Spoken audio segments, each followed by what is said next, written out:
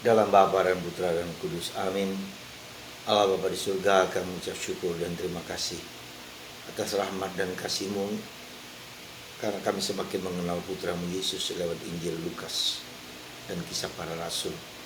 Semoga kami semakin mencintai Yesus dan membagikannya kepada orang-orang kecil, miskin, dan terlantar, seperti Lukas nyatakan tentang Yesus kepada orang-orang yang sakit.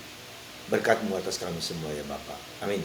Para saudara, hari ini kita bersyukur karena lewat Lukas, teman-teman sejawat dari Paulus yang mendengarkan Paulus, yang menjadi katakanlah murid Paulus juga, salah satu dari 70 murid yang diutus Yesus berdua-dua. Saudara, kita bersyukur bahwa Lukas melihat Yesus dalam sisi kemanusiaan, tapi sisi kerahiman, sisi kebaikan bagi orang kecil, sisi Allah yang memperhatikan orang kecil, orang miskin, orang tertindas, orang yang rapuh, orang yang sakit. Seperti halnya Lukas sebagai seorang tabib memperhatikan orang-orang yang sakit. Maka dalam Injil Lukas kita bisa melihat kerahiman Allah yang nampak jelas. Ya, Allah yang rahim, seperti seorang bapa yang dilukiskan dengan sangat bagus dari tentang anak yang hilang itu. Bagaimana bapa membiarkan anaknya untuk mengambil keputusan sendiri, belajar dari jatuhan, kebangunan, dan keberdosaan, lalu anak itu rapuh, anak itu bangkit kembali dan kembali kepada bapa, dan bapa tidak menelantarkan, justru merangkul, memeluk, mencium, memberikan cincin, memberikan jubah, memestakan, dan seterusnya. Itulah Allah kita.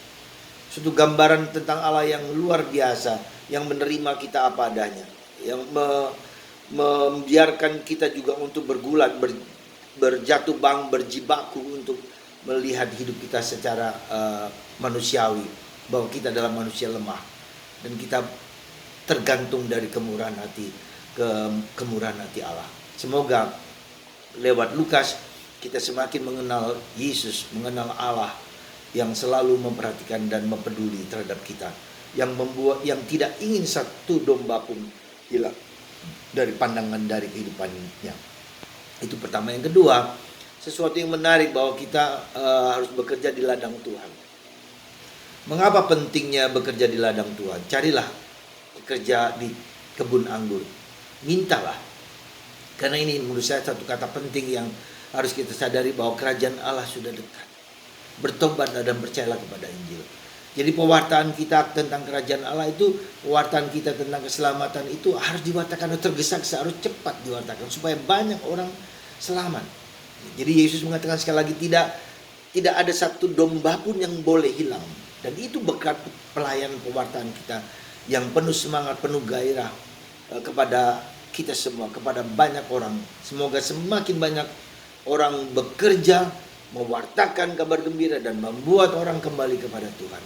Karena sekali lagi Tuhan sangat sayang kepada kita dan tak ingin satu orang pun lewat tangan-tangan kita.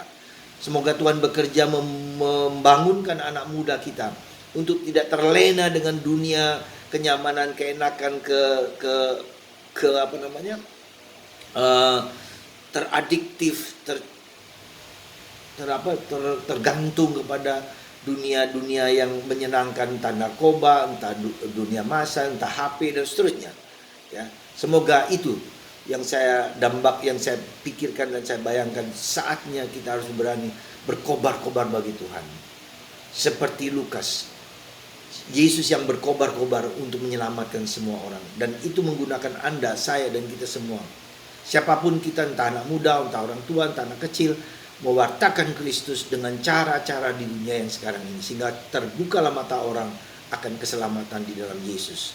Semoga Anda dan kita semua seperti Lukas mewartakan kabar gembira ini kepada segala bangsa, kepada siapapun, kepada orang-orang yang terutama yang menderita, yang sakit, yang putus asa, yang kecewa, yang merana, dan segala macam. Semoga Tuhan memberkati Anda semua dan dipanggil untuk bekerja di ladang Tuhan tanpa takut, tanpa ragu, dan semua sungguh-sungguh penuh semangat, bergairah untuk mewartakan kabar gembira, kabar keselamatan, kabar cinta kasih, terutama kepada orang-orang yang yang tak dipikirkan.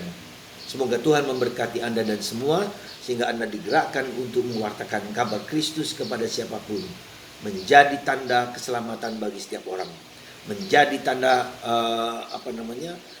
pertobatan bagi setiap orang. Semoga kita semua dibangkitkan menjadi rasul-rasul seperti Lukas dalam tulisannya, lewat tulisan, lewat media sosial, lewat pewartaan, apapun bentuknya, hanya mewartakan Kristus, Sang Juru Selamat, Sang Penebus, Sang Pembela, Sang Pencinta, Sang Penerima kita apa adanya. Tuhan memberkati Anda semua, Bapa, Putra, dan Roh Kudus. Amin.